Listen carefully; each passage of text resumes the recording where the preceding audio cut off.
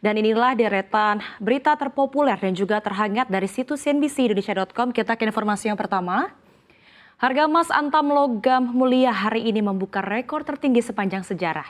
Mengalahkan catatan sebelumnya di Rp2.086.000 per gramnya. Melansir data dari situs resmi PT Antam logamulia.com pada pukul 8.30 waktu Indonesia Barat di butik emas Logam Mulia Geraha Dipta Pulau Gadung, Jakarta.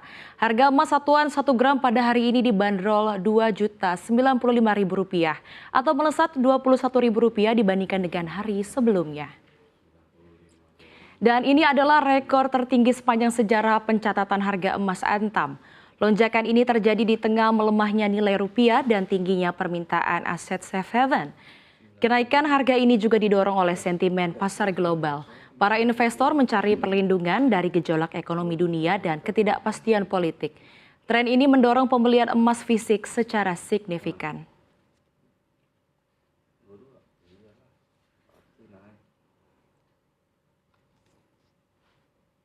Kita ke informasi lainnya. Anak emas Trump tewas ditembak di leher. Politisi muda Amerika Serikat Charlie Kirk dapat kami sampai saat ini untuk Charlie Kirk ditembak di leher saat acara kampus di Utah Rabu waktu setempat. Peluru tiba-tiba menembus lehernya saat tengah berpidato di depan massa. Charlie Kirk, yakni seorang figur konservatif dan pendiri Turning Point USA, tewas usai ditembak dari jarak jauh saat pidato di Utah Valley University. Kematiannya dikonfirmasi langsung oleh Universitas dan Donald Trump. Trump menyebut insiden ini sebagai momen gelap dan mengutuk keras kekerasan politik di Amerika Serikat.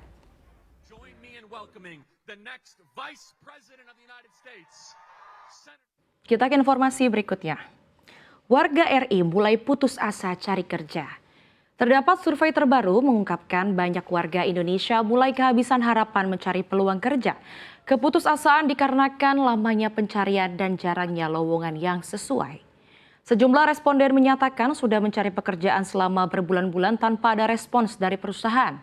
Beberapa di antara mereka malah berpikir untuk pakai pendidikan dan kualifikasi lebih rendah asal bisa bekerja dan hidup mandiri. Ketidakpastian ekonomi, biaya hidup yang naik, serta kurangnya peluang untuk skill khusus menjadi pemicu utama keputusasaan. Survei menunjukkan orang-orang muda pun atau anak-anak muda pun mulai berkurang semangatnya mengunjungi job portal dan menyebar CV sebagai lokasi terakhir upaya mencari kerja.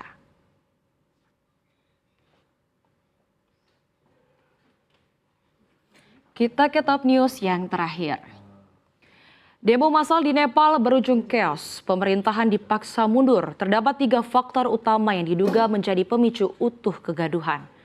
Awalnya, protes di Kathmandu dipicu oleh kebijakan pemblokiran terhadap lebih dari 26 platform media sosial seperti Facebook, Instagram, dan X yang dianggap pemerintah sebagai upaya membatasi penyebaran konten yang tidak terdaftar secara resmi.